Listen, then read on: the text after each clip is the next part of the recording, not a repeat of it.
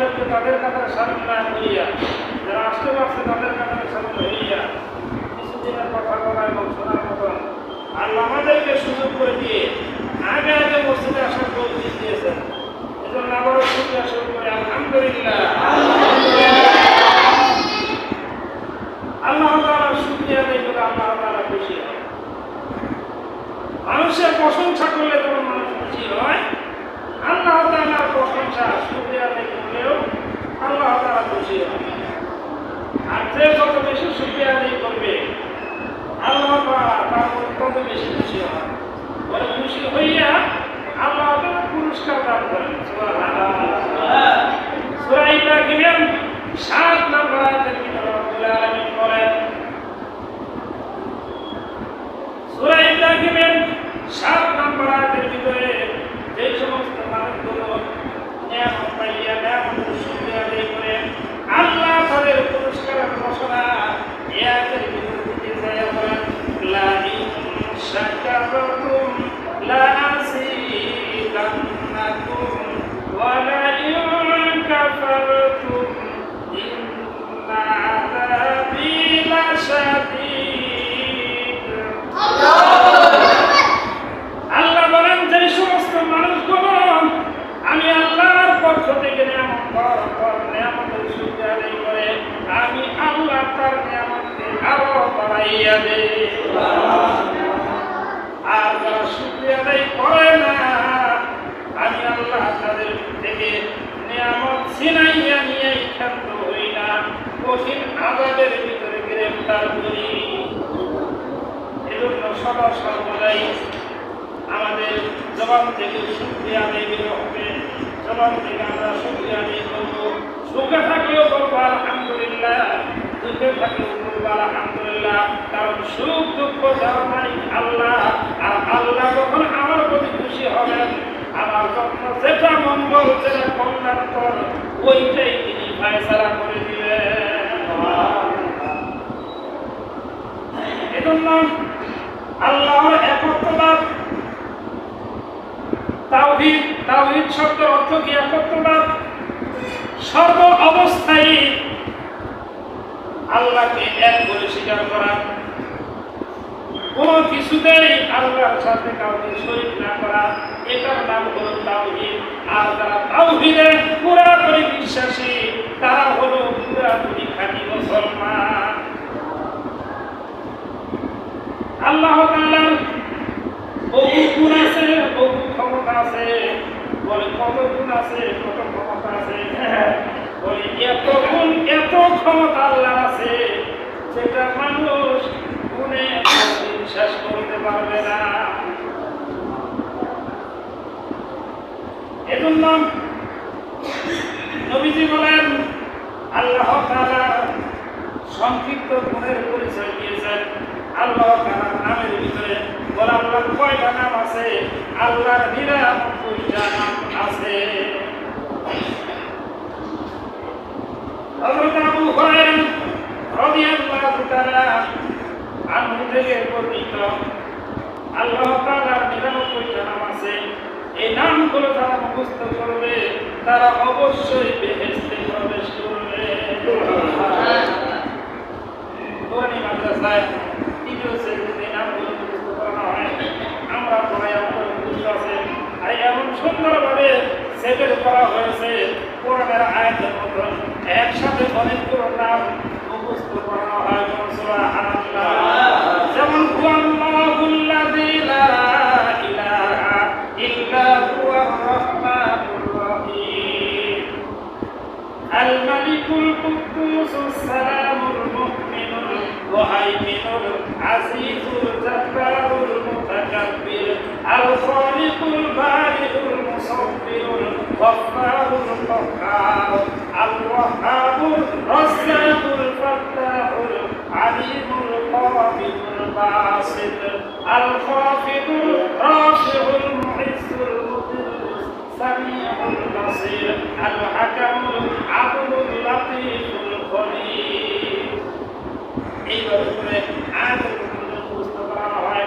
আপনিও যদি চেষ্টা করেন আল্লাহ তৌফিক দান করে দিবেন। বান্দা চেষ্টা করলে আল্লাহ অবশ্যই তার প্রতি রহমত করবেন। এজন্য আমরা চেষ্টা করবো 2-4টা ঘরের নাম মুখস্থ করার জন্য। এই নামগুলোর ভিতরে একটা নাম আছে, যেটার নাম হলো খালেক আল খালিকুল। খালেক মানে কি? খালেক মানে হলো সৃষ্টিকর্তা, সৃষ্টিকারী। আল্লাহ তাআলা সৃষ্টিকর্তা, আল্লাহ তাআলার মতো সৃষ্টিকর্তা আর কেউ নাই। তার মানে এই সৃষ্টির গুণের ভিতরে আর কাউকে শরীক করা যাবে না। এখন আমরা অনেকেই মনে করি এই ফ্যান যিনি ঘুরতেছে, বাতাস দিতেছে, বৈজ্ঞানিক সৃষ্টি করছে। না, বৈজ্ঞানিক শুধু আল্লাহর সৃষ্টি জিনিসগুলো একত্রিত করে একটা রূপ দিচ্ছে, ফ্যানের রূপ। আসলে তো মূল সৃষ্টিকার কার? এই যে লাইট জ্বলতেছেন, লাইট কি বৈজ্ঞানিক সৃষ্টি করছে? না, এই লাইটের যত সরঞ্জাম আছে এগুলো আল্লাহ আগে থেকেই সৃষ্টি করতে দিয়েছেন। বৈজ্ঞানিক শুধু এগুলোকে একত্রিত করে লাইটের রূপ দিয়েছে। আমার কি বলেন কথা ঠিক কিনা? এজন্য কোরআনে কারীমের সূরা আল-আনআমের 57 নম্বর আয়াতে রব্বুল আলামিন ডাক দিয়ে বলেন, ইনিল হুকমু ইল্লা লিল্লাহ। হুকুম দেওয়ার অধিকার একমাত্র আমি আল্লাহর আছে। তার কারণ আমি আল্লাহ মানব দানব আকাশ জমিন যা কিছু তোমরা দেখো সব কিছু আমি আল্লাহই সৃষ্টি করেছি। সুতরাং আমি যেহেতু সৃষ্টি করেছি, আমি আল্লাহই হুকুম দিতে পারি। এজন্য হুকুম মানতে হবে শুধুমাত্র আল্লাহ। আল্লাহর সামনে মাথা নত করতে হবে, আল্লাহর হুকুমের সামনে নিজেকে নত করে দিতে হবে। তাহলে ওই ব্যক্তির দাম আল্লাহর কাছে পাইয়া যাবে। এজন্য আল্লাহ পাক রব্বুল আলামিন সৃষ্টি করেছেন। এই সৃষ্টির ব্যাখ্যা দিতে গিয়ে কোরআন কারীমের সূরা সফফাতের ভিতরে রব্বুল আলামিন ডাক দিয়ে বলেন, কুল আরাআইতুম মা তাদউনা মিন দুনিল্লাহি আরুনি মাযা খালাকু মিনাল আরদ আম লাহুম শিরকুম ফিস সামাওয়াত। আল্লাহ বলতেছেন, তোমরা যাদেরকে আল্লাহ বাদে রব বলে স্বীকার করো, দেবতা বইলা মানো, এদেরকে তোমরা কি দেখেছো আকাশ জমিনের ভিতরে এমন কোন সৃষ্টি তাদের মাধ্যমে আছে যেটা তারা সৃষ্টি করেছে? আছে? আকাশকে সৃষ্টি করেছেন, জমিনকে সৃষ্টি করেছেন, পাহাড়কে সৃষ্টি করেছেন, নদীকে সৃষ্টি করেছেন, সাগরকে সৃষ্টি করেছেন। সব কিছু আল্লাহই সৃষ্টি করেছেন। আল্লাহু আকবার। সুবহানাল্লাহ ওয়ালহামদুলিল্লাহ লা ইলাহা ইল্লাল্লাহ লা ইলাহা ইল্লাল্লাহ। আসমানের মালিক যে আল্লাহ, বলেন আসমানের মালিক যে আল্লাহ, জমিনের মালিক সে আল্লাহ, আমার হায়াতের মালিক যে আল্লাহ, মুহূর্তের মালিক সে আল্লাহ। জোরে লা ইলাহা ইল্লাল্লাহ লা ইলাহা ইল্লাল্লাহ লা ইলাহা ইল্লাল্লাহ লা ইলাহা ইল্লাল্লাহ মুহাম্মাদুর রাসূলুল্লাহ। জবান করে বলুন সাল্লাল্লাহু আলাইহি ওয়াসাল্লাম। প্রাণের বন্ধুগণ, আমার যে আলোচনা করতেছিলাম, আল্লাহই সব কিছু সৃষ্টি করেছেন। সুতরাং গোলামি করতে হবে একমাত্র আল্লাহর গোলামির মাধ্যমে, আল্লাহর হুকুম পালনের মাধ্যমে আল্লাহ শান্তি নিহিত রেখে দিয়েছেন। যারা আল্লাহর হুকুম মতো চলবে, আল্লাহর হুকুম মানবে, আল্লাহ তাদেরকে শান্তি দান করে দিবেন। আমরা বিভিন্ন জায়গায় শান্তি তালাশ করি। অমর দলের ভিতরে ঢুকলে শান্তি পাওয়া যাবে, অমর দফার ভিতরে শান্তি পাওয়া যাবে, অমর তন্ত্রমন্ত্রের ভিতরে, গণতন্ত্রের ভিতরে শান্তি খুঁজে পাওয়া যাবে, সমাজতন্ত্রের ভিতরে শান্তি খুঁজে পাওয়া যাবে। তন্ত্রমন্ত্র যতই খোঁজা হোক না কেন, আল্লাহর হুকুমের ভিতরে না আসলে কোনোদিনই শান্তি খুঁজে পাওয়া যাবে না। এজন্য আল্লাহর হুকুমের ভিতরে আল্লাহ শান্তি নিহিত রেখেছেন। আল্লাহর হুকুম মানার পর তারা দুনিয়ার কাজকর্ম করবে, আল্লাহ তাদেরকে শান্তি দান করে দিবে।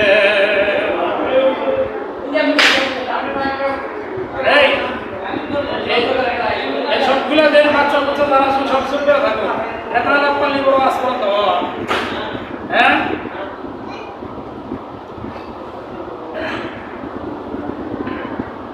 না ঘোরাগাড়ি বেশি। ওই যে মিষ্টি দেখছে যে ওদের নাই শিমলাগাড়া পুরান শিমলাগাড়া বাড়ি ওখানে একটা মাহফিলে আমি হলাম দ্বিতীয় বক্তা, প্রধান বক্তা ঢাকা হামিদুর রহমান সিদ্দিকীর ভাই, দোয়াগাড়া হুজুরের ভাই হাবিবুর রহমান মিসবা।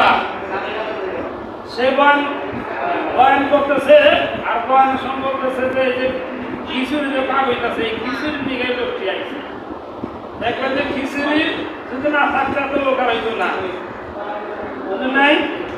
তারপর অনেকে খাবার করলো, কিন্তু খাবার করলে কি হবো? খিচুড়ি দিয়ে আর কেউ গেল না, খিচুড়ি দিয়ে আর কেউ গেল না। এই যে মিষ্টির গ্রাম পাইছে বলে আমার আগে থেকে, যার কারণে মিষ্টির খবর হুজুর তো পারবো না, হুজুরে কম হয় না যে কে দিকে মিষ্টি আছে। তারপরে যাই এরা সবার শুরু মিষ্টি আমি হুজুর দেখলো না, দোয়া করবো, হুজুর জানাই না কি মিষ্টি, কি দোয়া করবো, দোয়া করা হ্যাঁ। কিন্তু মিষ্টি দিলাম দোয়া করবো না হ্যাঁ,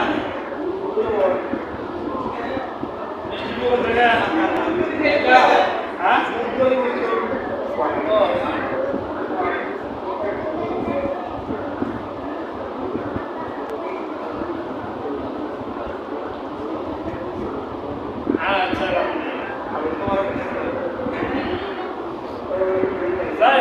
মিষ্টির খবর আয় বলতে বুঝছেন। এখন মৃত্যুবার্ষিকী উপলক্ষে দোয়া এবং মিষ্টির আয়োজন করা হয়েছে। আপনারা দোয়া শরীক হবেন। জন্মবার্ষিকী না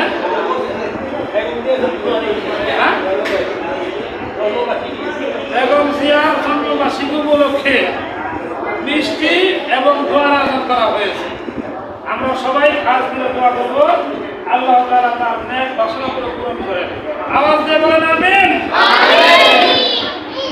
প্রাণের বন্ধুগণ, আমরা যে আলোচনা করতেছিলাম, আল্লাহ তাআলা সৃষ্টিকারী, আল্লাহ সব কিছু সৃষ্টি করেছেন। শুধু তাই নয়, আল্লাহর ৯৯ নামের ভিতরে আরেকটা শব্দ আছে মহাজ্ঞানী। আল্লাহ তাআলা মহাজ্ঞানী। আল্লাহ তাআলার জ্ঞানের সাথে কোন মানুষের জ্ঞানের শরীক করা চলবে না। শরীক করলে পরে শিরক হয়ে যাবে, আর আল্লাহ তাআলা সব গুনাহ মাফ করবেন। নবীজি বলেন, আল্লাহর সাথে যদি কেউ শরীক করে ওই গুনাহ আল্লাহ মাফ করবে না। এখন আমরা বলতে পারি আমাদের মধ্যে অনেকেরই জ্ঞান আছে, কারো জ্ঞান তো কম না। হযরত খিজির আলাইহিস সালাতু ওয়াস সালাম আধ্যাত্মিক জ্ঞানের অধিকারী ছিলেন। সেই জ্ঞানগুলো অন্য কাউকে দেওয়া হয় নাই। হযরত মূসা আলাইহিস সালাতু ওয়াস সালাম একদিন তার উম্মতের সামনে বয়ান করতেছে, আর বয়ান করতে যাইয়া বলতেছে, ও আমার উম্মতেরা, আল্লাহ আমাকে তোমাদের মধ্যে নবী করে জ্ঞানী করে প্রেরণ করেছেন। সুতরাং যত প্রশ্ন হতে পারে সব আমাকে করবে, সব প্রশ্নের উত্তর আমি দিব, তার কারণ সব জ্ঞান আমার ভিতরে আছে। আল্লাহ তাআলা ওহীর মাধ্যমে ডাক দিয়ে বলে, মুসা রে, তোমার চাইতে জ্ঞানী মানুষ আমি আল্লাহ সৃষ্টি করেছি। সেই জ্ঞান তোমার ভিতরে নাই। হযরত মুসা আলাইহিস সালাম বলেন, আল্লাহ তাহলে আমি একটু দেখতে চাই, ওই লোকটার সঙ্গে সাক্ষাৎ করতে চাই। আল্লাহ তাআলা পরিচয় দিয়ে দিলেন, যাও খিজির আলাইহিস সালামের সঙ্গে সাক্ষাৎ করো। খিজির আলাইহিস সালামের সঙ্গে সাক্ষাৎ করার জন্য রওনা দিলেন। আর সিস্টেমটা কি হবে আল্লাহ জানিয়ে দিলেন, একটা মাছ ভাজি করে নিয়ে নদীর কিনারে দিয়ে হাতে, আর ওই ভাজা মাছটা অটোমেটিক তাজা হবে। কি হবে? কন্যার হাওয়া। আর মাছটা তাজা হইয়া লাভ দিয়ে পানিতে পড়বে, আর পানির যে দিক দিয়ে যাবে ওই দুই দিকে ভাগ হয়ে মাঝখানটা রাস্তা হবে। ওই রাস্তা ধরে তুমি নদীর মাঝখানে গেলেই ওই খিজির আলাইহিস সালামের সাক্ষাৎ তুমি পেয়ে যাবে। হযরত মুসা আলাইহিস সালাম সেই পদ্ধতি অনুসারে রওনা দিলেন। নদীর মাঝখানে যাইয়া দেখেন খুব সুন্দর অট্টালিকা, খুব সুন্দর অট্টালিকা যাইয়া সালাম দিলেন। বাড়ির ভিতরে কেউ আসেননি, বললেন ওয়ালাইকুম আসসালাম, হে পয়গম্বর মুসা, আপনি কেমন আছেন? পয়গম্বর আশ্চর্য হয়ে গেল, কিরে তাকে আমি পরিচয় দিলাম না, সে আমার নাম কেমনে জানলো? যখন সে কাছে আসলো, আসার পরে বললো, আপনি কি জন্য আসছেন আমি জানি। বলে কি জন্য আসছি? বলে আপনি আসছেন আমার কাছে এমন কিছু জ্ঞান আল্লাহ দিয়েছেন যেগুলো আপনার ভিতরে দেন নাই, এগুলো আপনার বিশ্বাস হয় না। বিশ্বাস হওয়ার জন্য বাস্তবে দেখার জন্য এসেছে। মুসা আলাইহিস সালাম বলেন, কথা ঠিক, এবার চলেন কিছু দেখান। হযরত খিজির আলাইহিস সালাম বাইরে আসলেন, কিছু করে হাঁটার পর সামনে আরেকটা নদী পড়ল, নদী পার হবেন। এবার একটা নৌকার ভিতরে আরোহণ করলেন। আরোহণ করার পর ওই নৌকা থেকে তাকাইয়া দেখে একটা পাখি পানির ভিতরে গোসল করে আবার ওই জলের ভিতরে যাইয়া পাখা ভাব পাইতেছে, আবার কিছু পাখি ঠোঁট দিয়ে পানি পান করতেছে। এবার মুসা আলাইহিস সালামকে ডাক দিয়ে বললেন, মুসা তাহলে বলেন, এই যে পাখির ঠোঁট দিয়ে পানি নিতেছে তাই বলে কি সাগরে পানি কমতেছে নাকি? বলে না, তা তো কমে না। পাখির ঠোঁটটা পানিতে সাগর পানি কমবো, পুকুরের পানি তো কমবো, বোঝা যাবে না, বুঝলো বাবা, বোঝার কোনো কায়দা নাই। বলে আল্লাহ তাআলার এত জ্ঞান আছে, এই সাগর থেকে সামান্য পানি পাখির মুখের ভিতরে নিয়েছে অথবা পাখার ভিতরে লেগেছে, আর গোটা সাগর যেমন বাকি আছে, তাম পৃথিবীর ভিতরে যত মানুষ আছে, যত জিন আছে, যত মাখলুক আছে, সমস্ত মাখলুকের জ্ঞান যদি একত্রিত করা হয় তাহলে এই পানির সমান হবে। আর গোটা সাগর জ্ঞান আল্লাহর কাছে বাকি আছে। কোন সুবহানাল্লাহ।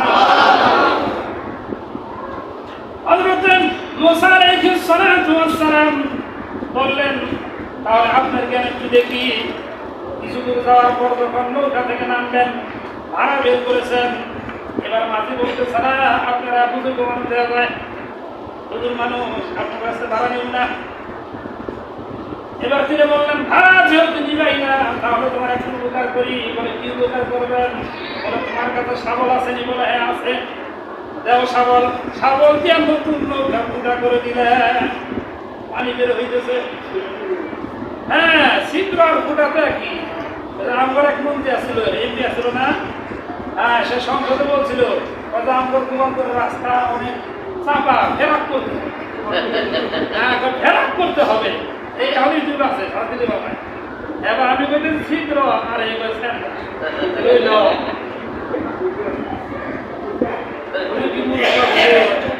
মাস্টার্স পাস করে হেরে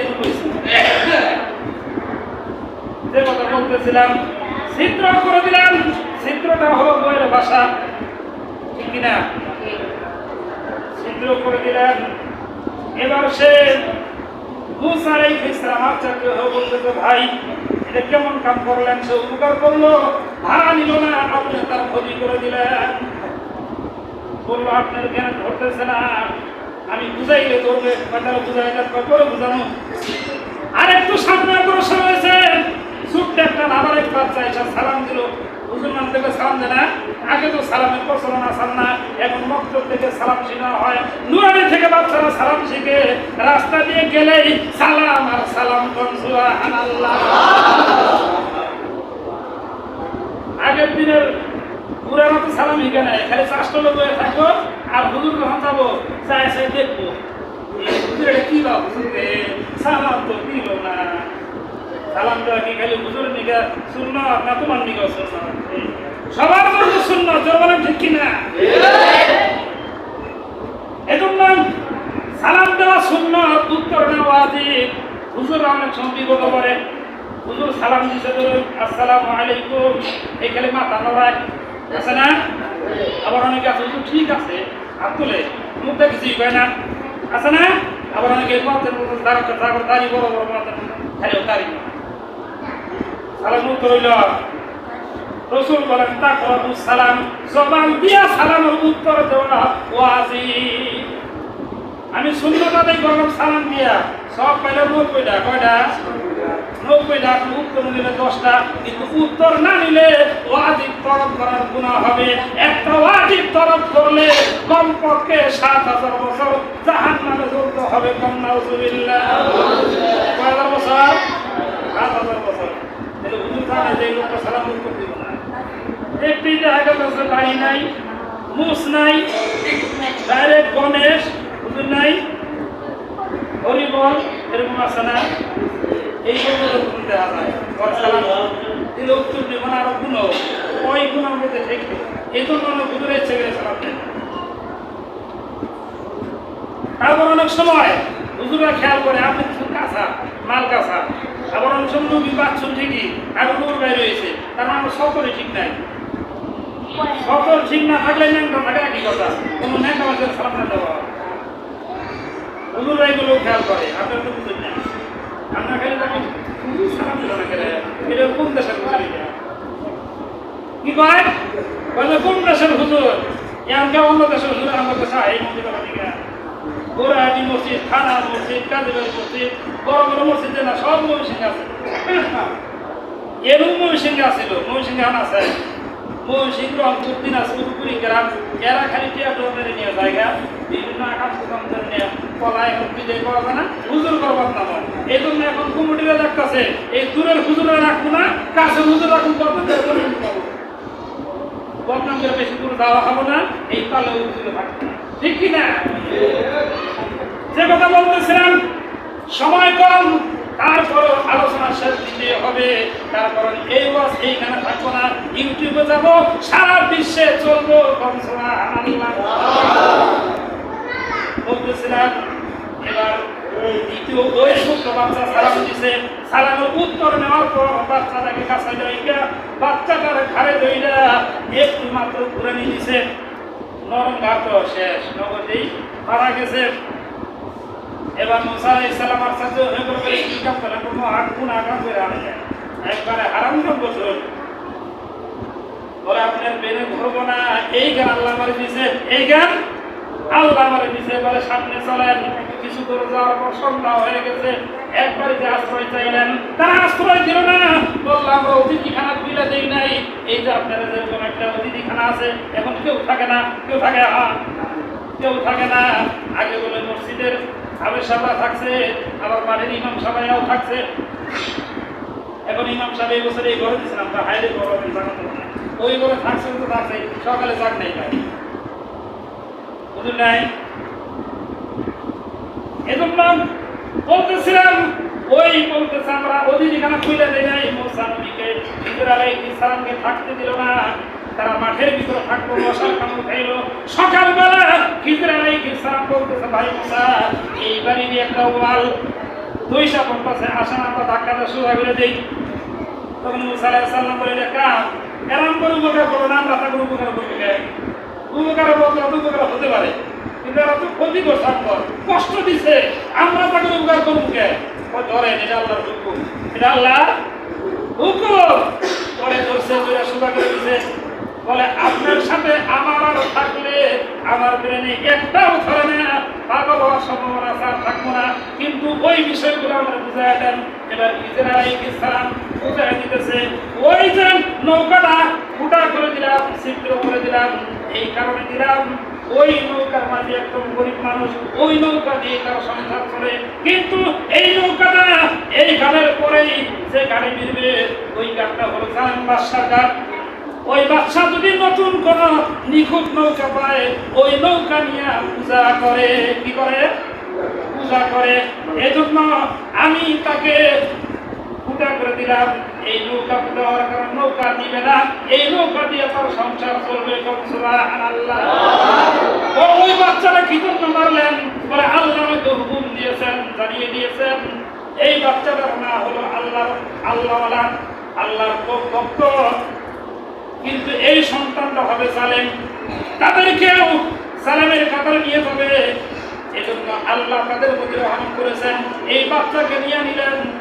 আর এর বদলতে আল্লাহ তাদেরকে নেক সন্তান দান করে দিবে। আর ওই ওয়াল কি জন্য সোজা করে দিলেন? বলে ওই বাড়িতে যারা বসবাস করে এর মধ্যে দুইজন ইতিম বাচ্চা আছে। এই ওয়ালের নিচে ইতিম বাচ্চাদের মা বাবা গচ্ছিত মাল রেখে গেছে। তারা যখন বড় হইয়া বাড়ি করার জন্য ওয়াল ভাঙবে, তখন তাদের মাল পূজা পাবে। কিন্তু এখন যদি ভেঙে যায় আর মানুষ যদি এটা পূজা পায়, তাহলে মানুষ লুটপাট করে নিয়ে যাবে। ইতিমের সম্পদ বাঁচানোর জন্য আল্লাহর হুকুমে আমি ওয়ালটা সোজা করে দিয়েছি। তার সব কাজগুলি ভালো কাজ হয়েছে, কিন্তু এই জ্ঞান মুসা আলাইহিস সালামকে আল্লাহ দেয় নাই। কিন্তু এই জ্ঞান খিদর আলাইহিস সালামের কাছে আছে। কত আল্লাহর কাছে এমন জ্ঞান আছে যে জ্ঞানগুলো আমাদের ভিতরে নাই। বলে আল্লাহর কাছে কেমন জ্ঞান আছে? আল্লাহ কেমন জ্ঞানের অধিকারী? বলে আল্লাহর অতীত, বর্তমান, ভবিষ্যৎ সব জ্ঞান আল্লাহর কাছে সমান।